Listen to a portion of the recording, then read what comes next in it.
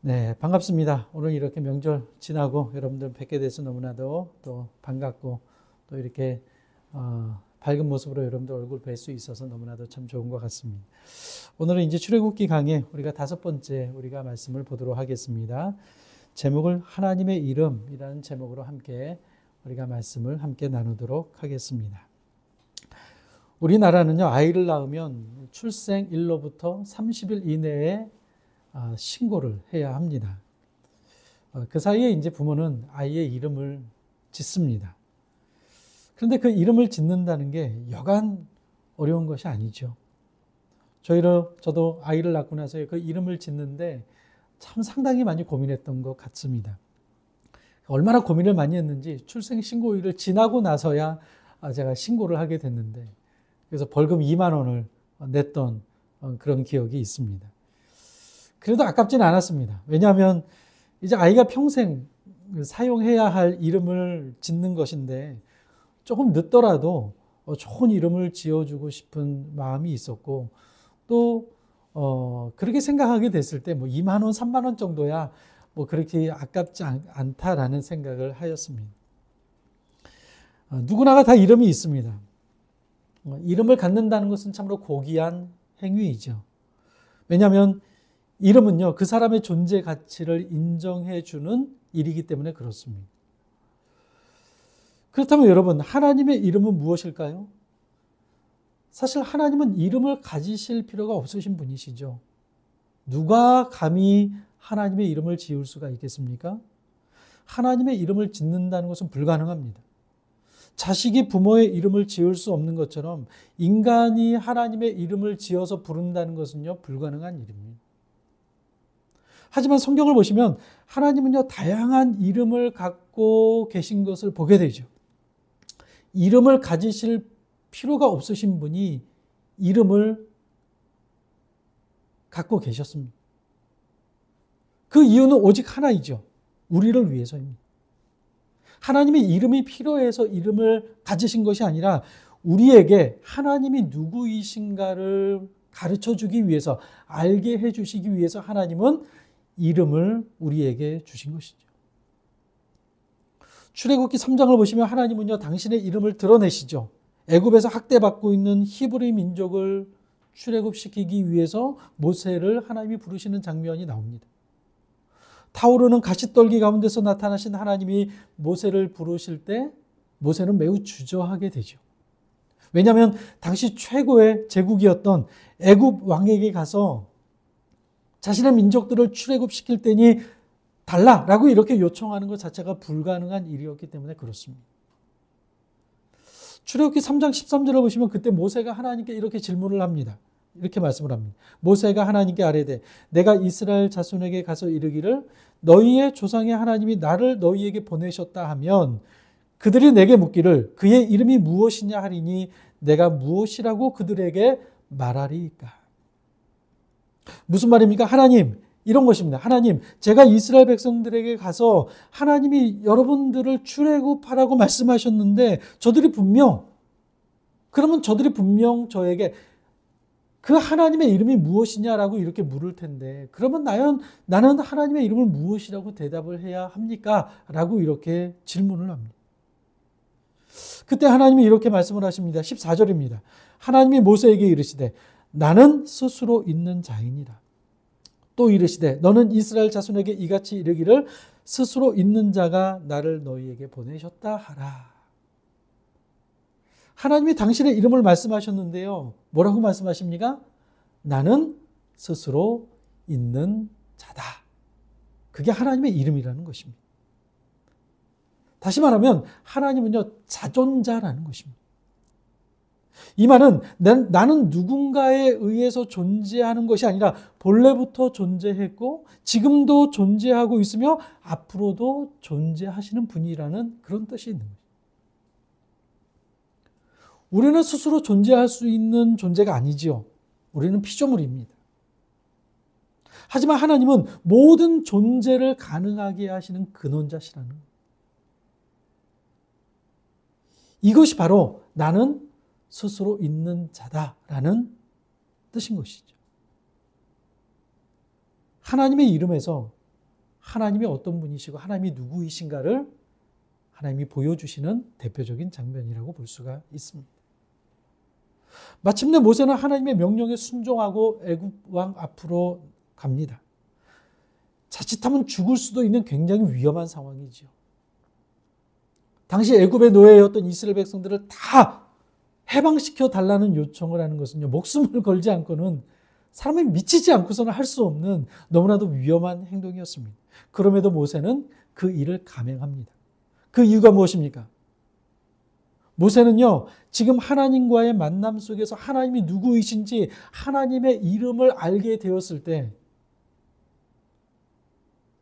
도저히 불가능할 것 같고 너무나도 위험한 상황이지만 하나님의 이름을 알게 되었을 때, 그리고 하나님이 누구이신가를 알게 되었을 때 바로 왕 앞에서 맞대결할 수 있는 용기를 갖게 된 것이죠.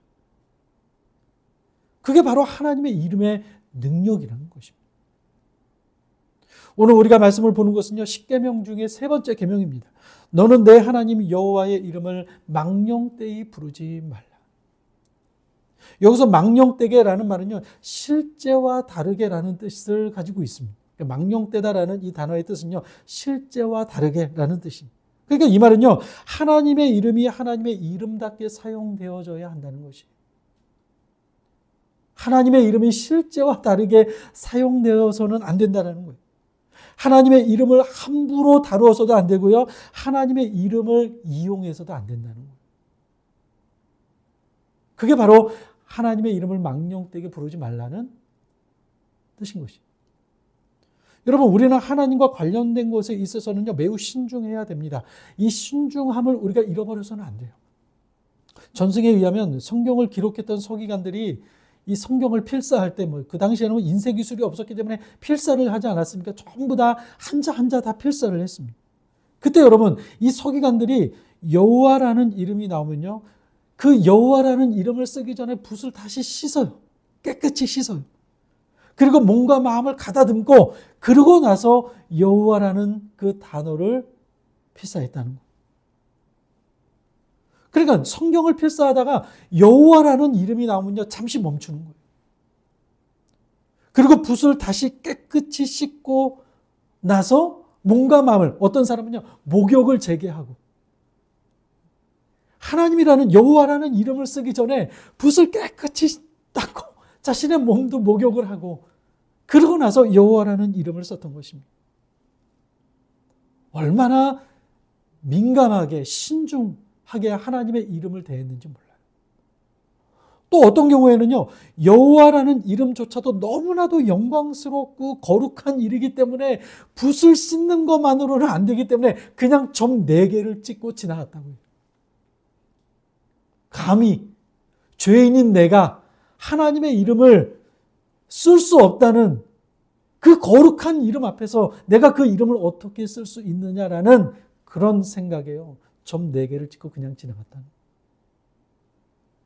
그리고 또 어떤 경우에는 성경을 읽다가 여호와라는 단어가 나오면요, 읽지 않고, 그 여호와라는 단어를 읽지 않고 그냥 묵음으로 지나갔다고.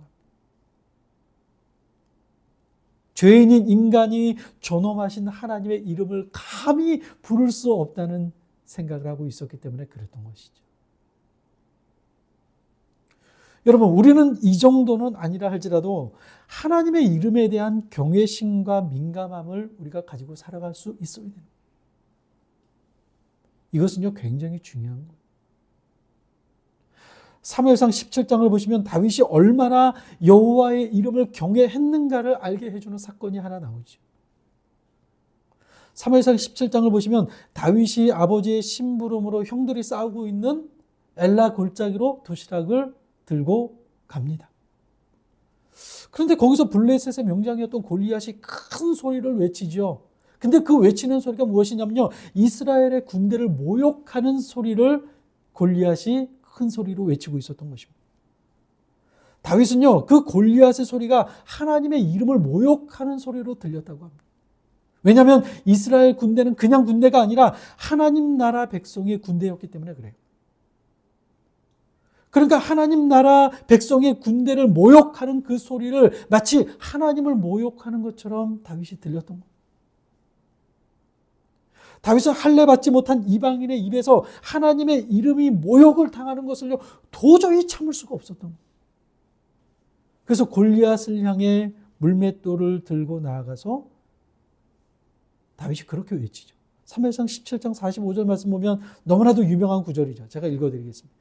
다윗이 블레셋 사람에게 이르되 너는 칼과 창과 단창으로 내게 나아오거니와 나는 만군의 여호와의 이름 곧 내가 모욕하는 이스라엘 군대 하나님의 이름으로 내게 나아가노라. 여러분 다윗의 말을 한번 보시기 바랍니다. 다윗은 그냥 골리앗에게 나아가는 것이 아니에요. 너의 입에서 모욕하고 있는 하나님의 이름으로 내가 너에게 나아간다 라고 선포하며 골리앗을 향해 달려가고 있는 다윗의 모습을 상상해 볼 수가 있게 돼요. 여러분 다윗은요 이 하나님의 이름에 대해서 상당히 민감하게 반응했던 사람이었습니다. 그 이유는 하나님의 이름을 욕되게 하는 것은요 하나님 존재 자체를 무시하는 것이고 하나님을 모욕하는 일이었기 때문에 그렇습니다. 그런데 여러분 잘 보십시오. 다윗은 그렇게 하나님의 이름 앞에 민감하게 반응을 했지만 이스라엘 진영의 사울 왕을 비롯해서 모든 이스라엘 백성들은요 골리앗이 그렇게 외치고 있는데도 불구하고 그냥 듣고만 있죠. 자신의 생명이 두려워서 죽음이 두려워서 그 앞에서 전혀 반응하지 못하고 하나님의 이름을 욕되게 하고 있는 그 앞에서 저들은요 그냥 침묵으로 일관하고 있었던 겁니다.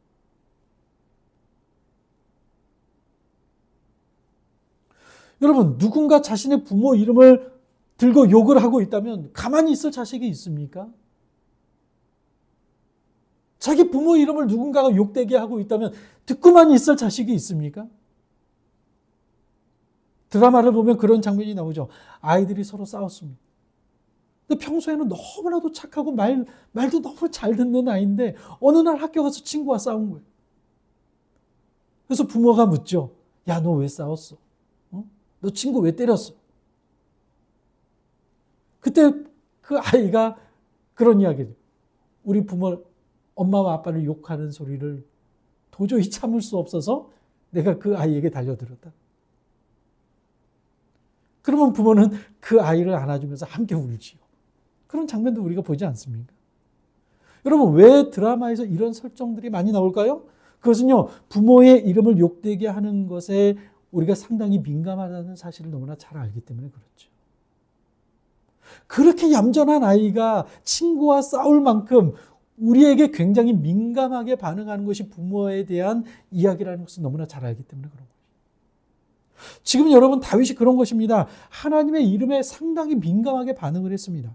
하나님의 이름이 모욕을 당하는 것을 참을 수가 없었던 거예요. 이것이 바로 다윗의 영성이죠. 여러분 저는요 우리가 직접 여호와의 이름을 망령되게 하는 것도 문제이지만 다른 사람이 하나님의 이름을 함부로 사용하는데 가만히 있는 것 역시 저는 이 십계명의 상계명을 어기는 것이라고 생각합니다. 다윗과 골리앗의 싸움에서 골리앗이 그렇게 외치고 있을 때 가만히 있었던 사울 왕부로부터 시작해서 이스라엘 모든 백성들 여러분 가만히 생각해 보면요 하나님의 이름을 망령되이 여기는 것과 마찬가지. 직장에서 사회에서 하나님의 이름이 사람들에 의해서 폄하되고 모욕을 당하는데도 가만히 있다면 여러분 그것은요 하나님과 나와의 관계에 문제가 있다는 거예요. 누군가가 하나님의 이름에 대해서 모욕을 하고 있는데 나는 거기에 전혀 반응하지 않고 있다면 어쩌면 그것은요 나와 하나님과의 관계에 문제가 있다는 거예요. 우리는 하나님의 이름이 폄하되고 모욕을 당하는 것에 대해서 거룩한 분노를 품을 수 있어요. 오늘날 하나님의 이름이 세상 속에서 많이 훼손당하고 있습니다. 영어를 보시면요 심한 욕 가운데 하나님의 이름이 들어가 있는 욕이요 굉장히 많다고. 우리는 이런 것들을 보면서 가볍게 여기서는 안 됩니다. 하나님의 이름이 모욕을 당하는 것에 대해서 우리는요 때로는 분노할 수 있어야 돼요. 우리 마음속에. 하나님의 이름은 능력이요 하나님의 존재 자체입니다. 모세가 바로에게 달려갈 수 있었던 것은 여호와의 이름의 능력을 믿었기 때문입니다. 다윗이 골리앗에게 나아가게 한 힘은 여호와의 이름의 능력 때문이었습니다. 베드로와 요한이 사도행전에서 날 때부터 일어나지 못한 사람을 향해서 뭐라고 선포를 합니까? 예수 그리스도의 이름으로 일어나 걸으라 라고 선포를 하죠. 하나님의 이름은 존재 자체이며 실제이며 능력인 것입니다. 우리는 하나님의 이름에 대해서요, 민감하게 그 민감성을 우리가 가질 필요가 있는 거예요. 여러분은 어떤 때 가장 민감하게 반응하십니까? 우리는요, 우리 자신의 이름에 대해서는 상당히 민감하게 반응을 해요. 누군가 내 욕을 하고 내 이름에 대해서 먹칠을 한다 싶으면 그것에 대해서 우리는 참지 못하고 너무나도 민감하게 반응을 하죠. 사울 왕이 그랬습니다. 다윗이 골리앗을 물리치고 난 후에 여인들이 뭐라고 노래를 불렀습니까? 사울이 죽인 자는 천천히요, 다윗이 죽인 자는 만만히로다. 이 노래를 들은 사울은요, 상당히 예민하게 반응을 하죠. 엘라 골짜기에서 블레셋과의 싸움에서 골리앗이 그렇게 여호와의 이름을 모욕하고 있음에도 불구하고, 가만히 있었음에도 불구하고, 싸움이 다 끝난 후에 자신의 이름을 모욕하고 있는 그 소리를 듣게 되었을 때, 다른 사람과 자신을 비교하고 있을 때는요, 상당히 예민하게 반응하고 있는 사울의 모습을 보게 되죠. 그래서 다윗을 죽이려고 하죠.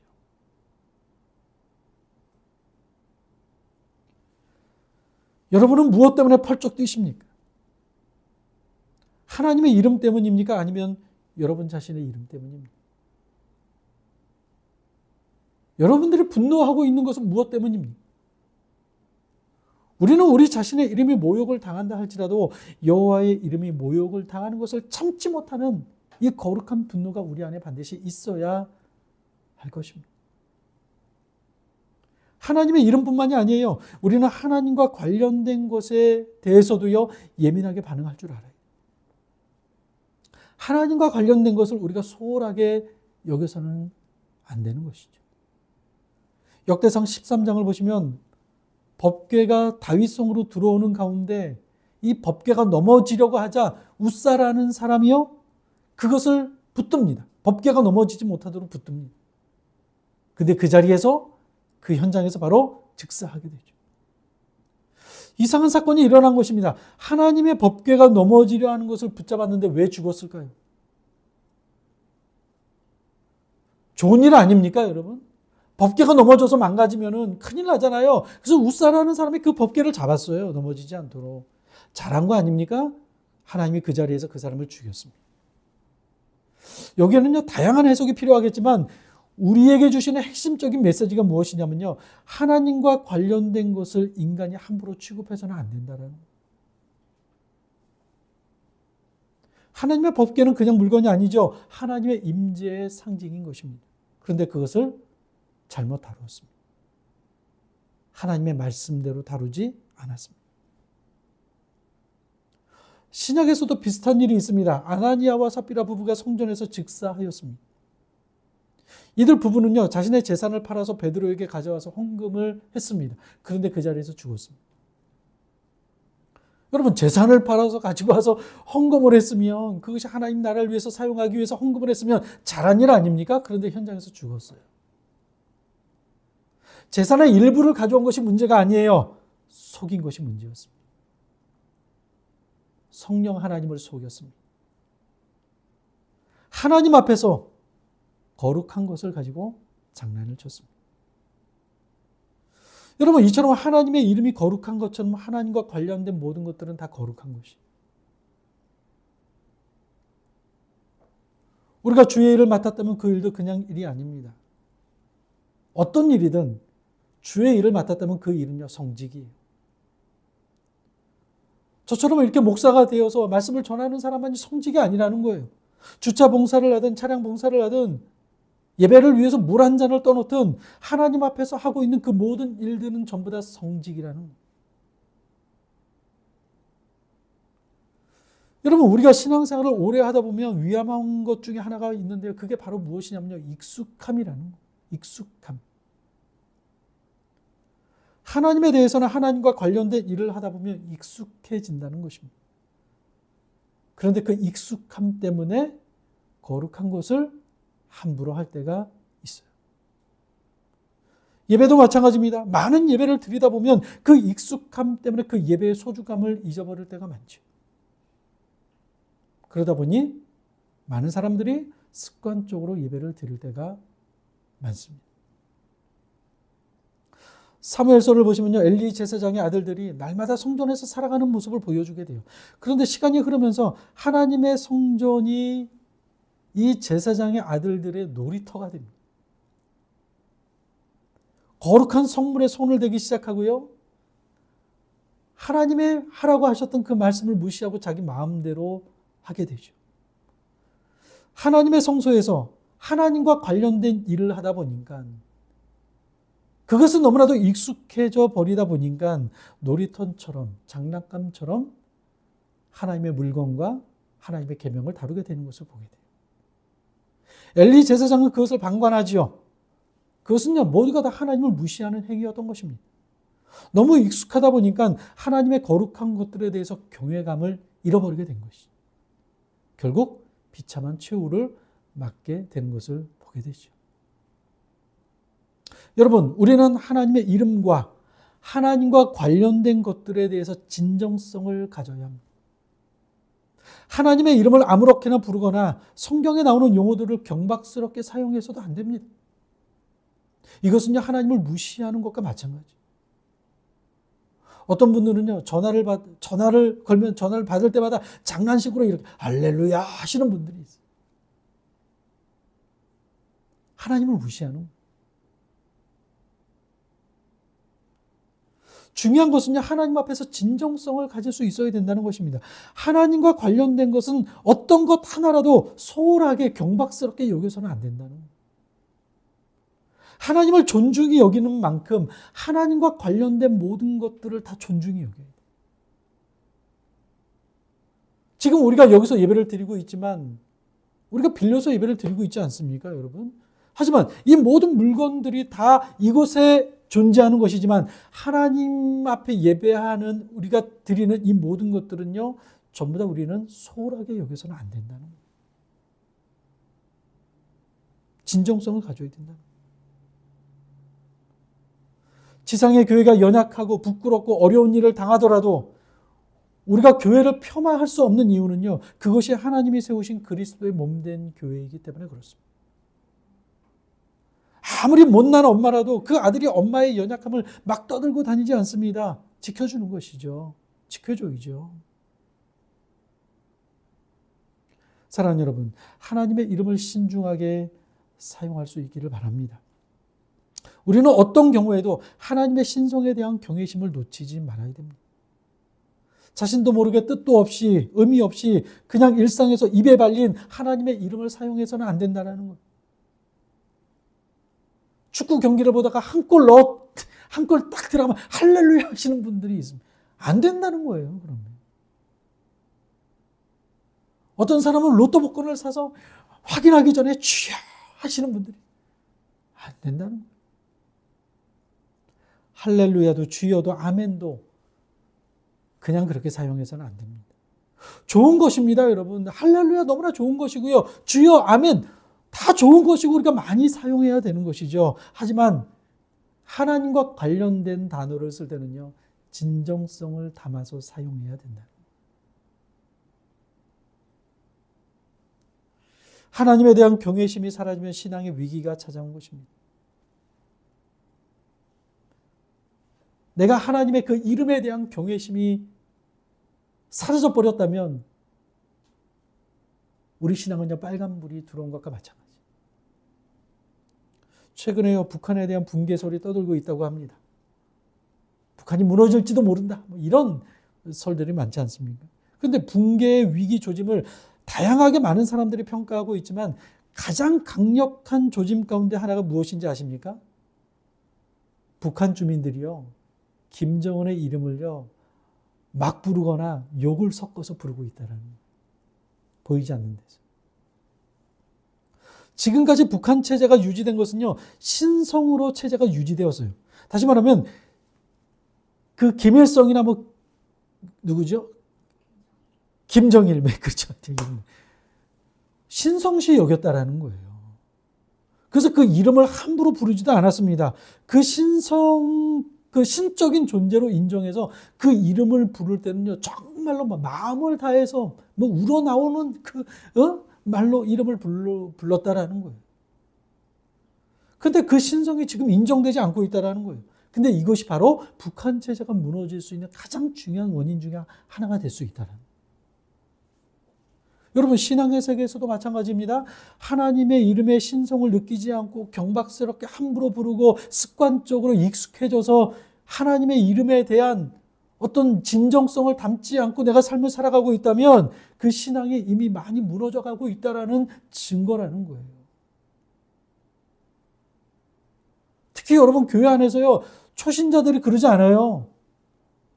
잘 보시면요, 권사 직분 받고 안수집사 장로 직분 받고 오랫동안 교회를 다니고 교회에 너무나도 익숙했던 사람들이요, 하나님과 관련된 용어에 대해서 너무나도 자연스럽게 농담 삼아 이름을 부르고 유머러스하게 사용하는 그런 경우를 우리가 많이 보게 돼요. 근데 여러분, 그게 바로 신앙의 위기라는 거예요.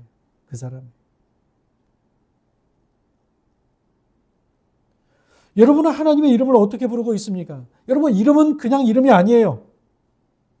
예수님께서 마태복음 7장 21절 그 산상수훈의 마무리를 지으면서 예수님께서 이렇게 말씀을 하십니다. 나더러 주여 주여 하는 자마다 다 천국에 들어갈 것이 아니요 다만 하늘에 계신 내 아버지의 뜻대로 행하는 자라야 들어가리라. 여러분, 이 말씀이 굉장히 충격적이죠. 근데 더 충격적인 것은요, 22절이에요. 그날에 많은 사람이 나더러 이르되 주여 주여 우리가 주의 이름으로 선지자 노릇하며 주의 이름으로 귀신을 쫓아내며 주의 이름으로 많은 권능을 행하지 아니하였나이까 하리니.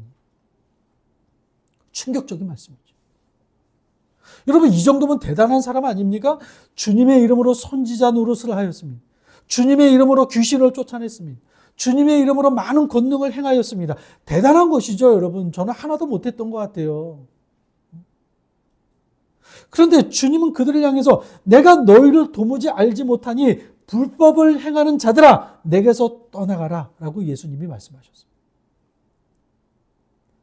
주님의 이름을 수없이 부르며 사역을 하며 별일을 다 하였지만 주님은요, 정작 뭐라고 말씀하신다고요? 나는 너희를 도무지 모른다라는 거예요. 얼마나 심각한 이야기입니까? 주님의 이름을 부르고 주님의 이름으로 무엇을 하느냐가 중요하지 않다라는 거예요. 100번, 1000번 주님의 이름을 불러도 소용이 없다라는 거예요. 주님의 이름에 합당한 영광을 내 삶에 올려드리지 않으면, 진정성을 가지고 주님의 이름을 부르지 않으면 그 행위는요, 모든 것이 다 의미가 없어진다는 거예요. 내 안에 진정성이 사라져버리면 백날 첫날 아침부터 저녁까지 주님의 이름을 부른다 할지라도 주님이 우리에게 말씀하시는 건 나는 너를 모른다는 거예요. 모른다는 거예요. 사랑하는 여러분, 하나님의 이름을 얼마나 진실되게 다루고 있는지 한번 점검해 보시기 바랍니다. 내 삶을 한번 돌아보시기 바랍니다. 자신도 모르게 하나님의 이름을 가볍게 다루는 행동을 하고 있다면 하나님을 경외하는 그 경외심이 사라진 거예요. 하나님의 이름을 함부로 걸고 약속을 하거나 자신의 거짓을 변호하기 위해서 하나님의 이름을 사용하고 있다면 여러분, 속히 멈추셔야 합니다. 우리는 마음에서 우러나오는 하나님에 대한 진실한 태도를 회복해야 합니다. 예수님이 제자들에게 가르쳐 주신 주기도문의 처음 부분이 무엇입니까? 그 이름이 거룩히 여김을 받으시오. 다시 말하면 그분의 귀중한 이름이 그분이 귀중히 여김을 받으시도록 하는 것이 기도의 첫 번째라는 거예요. 하나님의 이름이 하나님의 이름답게 불려지고 하나님의 이름이 하나님의 이름답게 존중을 받는 것이 우리의 기도의 첫 번째라는 거예요. 그만큼 중요하다는 것입니다.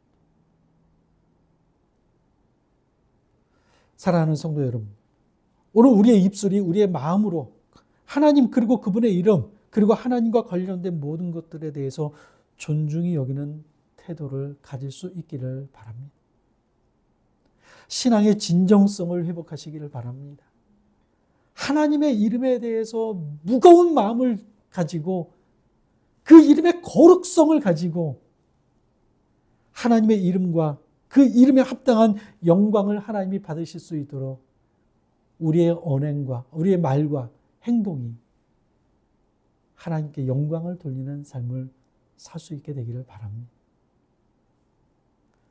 사무엘상 2장 30절 하반절 말씀 보면 매우 중요한 말씀이 나옵니다. 이렇게 말씀하죠. 나를 존중히 여기는 자를 내가 존중히 여기고 나를 멸시하는 자를 내가 경멸하리라. 여러분, 이 말은요, 우리가 하나님의 이름을 존중히 여기게 되면 하나님께서도요 우리를 존중히 여기시겠다는. 하지만 하나님의 이름을 멸시하고 장난삼아 유머러스하게 그저 습관적으로 사용하고 있다면 하나님이 우리를 경멸하시겠다. 경멸하시겠다. 참으로 무서운 말이죠. 바라기는 하나님을 존중히 여겨서 하나님께 존중받는 우리 모두가 될 수 있게 되기를 바랍니다.